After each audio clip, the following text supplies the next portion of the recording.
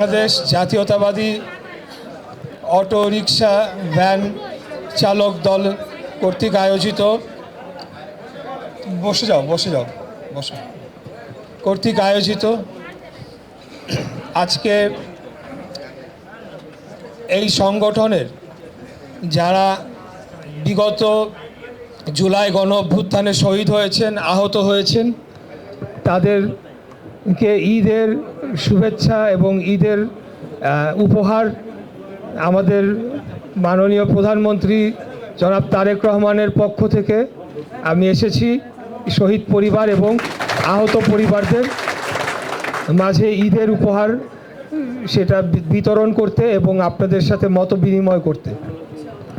প্রথমে আমি বলতে চাই যে আমি আপনাদের দোয়ায় সংসদ সদস্য নির্বাচিত হয়েছি এবং মুক্তিযুদ্ধ মন্ত্রণালয়ের প্রতিমন্ত্রী হিসেবে দায়িত্ব পালন করছি।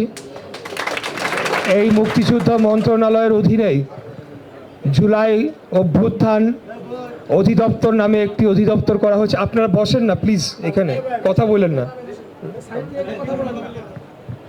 জুলাই গণ অভ্যুত্থান অধিদপ্তর রয়েছে, যেই অধিদপ্তরের অধীনে বিগত আন্দোলনে যারা শহীদ হয়েছেন তাদের গ্যাজেটভুক্ত করা, তাদের পরিবারদেরকে ক্ষতিপূরণ দেওয়া এবং ভাতা প্রদান করা, যারা আহত হয়েছেন, যারা চিকিৎসা প্রয়োজন তাদের চিকিৎসার ব্যবস্থা করা ইত্যাদি কাজগুলা এই মন্ত্রণালয়ের অধীনেই, আমার অফিসের অধীনেই হয়ে থাকে। তাই আমি শুরুতেই বলেছি যে কেউ যদি এখনও গ্যাজেটভুক্ত না হয়ে থাকে বা শহীদ হয়েছেন এরকম যদি তথ্য আপনাদের কাছে থেকে থাকে, আপনারা দ্রুত তাদেরকে যোগাযোগ করতে বলবেন। স্থানীয় ডিসি মাধ্যমে যোগাযোগ করলেও হবে, অথবা আপনাদের সংগঠনের মাধ্যমে যদি আমাদের মন্ত্রণালয়ের কাছে এই তথ্য আসে আমরা তখন সেই ডিসির কাছে রেফার করে দেব এবং তাদেরকে যাচাই বাছাই প্রক্রিয়ার মাধ্যমে গ্যাজেটভুক্ত করার উদ্যোগ আমরা গ্রহণ করব ইনশাআল্লাহ। প্রিয় উপস্থিতিবৃন্দ, আপনাদের সাথে আসলে বারে বারে আমি আসি এই কারণেই যে আপনারা মেহনতি মানুষ, আপনারা খেটে খাওয়া মানুষ, আপনারা অত্যন্ত অক্লান্ত পরিশ্রম করে আপনাদের পরিবার পরিচালনা করেন এবং এই কারণে আপনাদের প্রতি আমার একটা আলাদা একটা মায়া মমতা এবং আপনাদের প্রতি একটা দরদ আমার সবসময় আলাদাভাবে কাজ করে। চিজি আইসক্রিমের সাথে ভেলভেটি কেকের মিশ্রণে পোলার রেড ভেলভেট আইসক্রিম, মন ভালো থাক। আমাদের দল বাংলাদেশ জাতীয়তাবাদী দল বিএনপি সবসময় মেহনতি মানুষের পক্ষে ছিল, শ্রমজীবী মানুষের পক্ষে ছিল এবং আমাদের নেতা দেশনায়ক প্রধানমন্ত্রী মাননীয় প্রধানমন্ত্রী জনাব তারেক রহমান ওনার বাবার যে দেখানো পথ সেই দেখানো পথ ধরেই এবং পরবর্তীতে আমাদের মরহুমা নেত্রী বেগম খালেদা জিয়া উনি দীর্ঘদিন আমাদের এই আন্দোলন সংগ্রামকে নেতৃত্ব দিয়েছেন। বাংলাদেশের জনগণের ভোটের অধিকার, কথা বলার অধিকার, গণতান্ত্রিক অধিকার এবং বাংলাদেশ রাষ্ট্রের স্বাধীনতা, সার্বভৌমত্ব এগুলোকে রক্ষা করার জন্যে আমরা দীর্ঘদিন যাবৎ আন্দোলন সংগ্রাম লড়াই করে গিয়েছি। আমরা যেন আমাদের এই আদর্শ থেকে বিচ্যুত না হই। বাংলাদেশের জনগণ আমাদের প্রতি যে আশা রেখেছে, যে প্রত্যাশা জনগণের রয়েছে, সেই প্রত্যাশা যাতে আমরা সামনের দিনে পূরণ করতে পারি। বাংলাদেশের ধনী এবং গরিবের মাঝে পার্থক্য কমিয়ে আমরা যাতে দারিদ্র্যের হার কমিয়ে আনতে পারি এবং দারিদ্র্য শূন্য আমরা বাংলাদেশ যাতে আগামী দিনে গড়তে পারি, সেটার জন্য আমরা এখনই একটা ভিত্তি রচনা করতে চাই, যাতে আগামী দিনে আমাদের দেশে দারিদ্র্য সীমার নিচে কেউ বসবাস না করে, কোনো পরিবার বসবাস না করে, কাউকে যাতে অর্ধাহারে অনাহারে কাউকে যাতে না থাকতে হয়, কারোর যাতে চিকিৎসার প্রয়োজন কিন্তু অর্থের অভাবে চিকিৎসা করাতে পারছে না সেরকম বাংলাদেশ যাতে আমাদের না থাকে, কারো যাতে বাসস্থানের না থাকার ফলে রাস্তাঘাটে তাদেরকে ঘুমিয়ে না থাকতে হয়, এরকম একটা বাংলাদেশ আমরা আগামী দিনে গড়ে তুলতে চাই।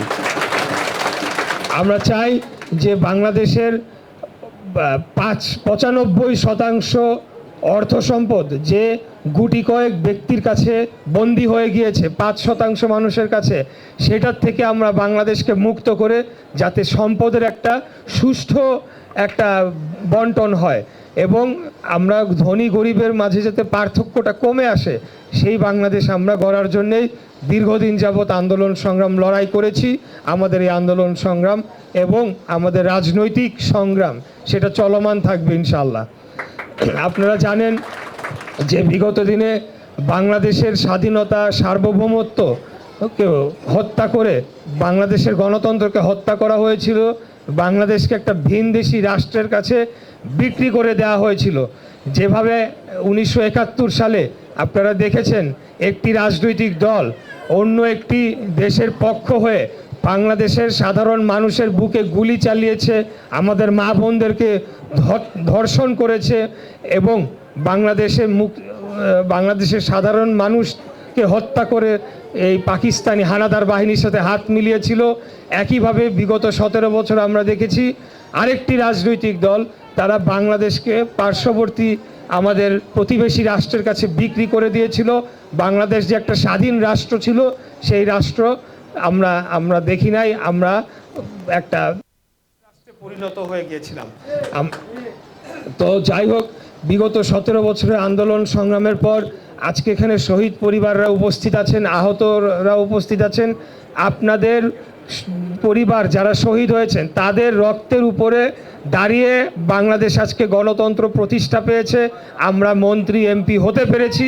সেটার জন্য আমি আপনাদেরকে শুধু কৃতজ্ঞতা জানাইলে হবে না, আমি দোয়া করি যাতে যারা শহীদ হয়েছেন, যে কারণে তারা আন্দোলন সংগ্রামে রাজপথে নেমে এসেছিলেন, যে কারণে তারা শহীদ হয়েছেন, সেটা যাতে আমরা প্রতিদানটা দিতে পারি, বাংলাদেশকে একটা গণতান্ত্রিক স্বাধীন সার্বভৌম এবং দারিদ্র্যমুক্ত বাংলাদেশ হিসাবে আমরা গড়ে তুলতে পারি, সেটা মহান আল্লাহ তাআলার কাছে দোয়া করি। তো যাই হোক, প্রিয় উপস্থিতিবৃন্দ, আর বক্তব্য দিব না।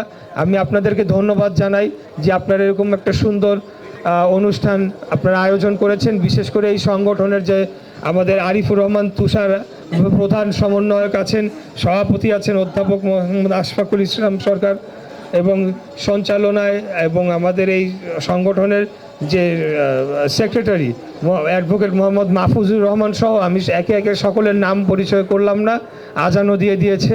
আপনারা ভালো থাকবেন এবং একজন যে শহীদ পরিবারের একজন কি আহাজারি করছিল, আমি আপনাদেরকে বলবো আপনারা আহাজারি না করে আপনাদের এই শোককে শক্তিতে রূপান্তর করেন।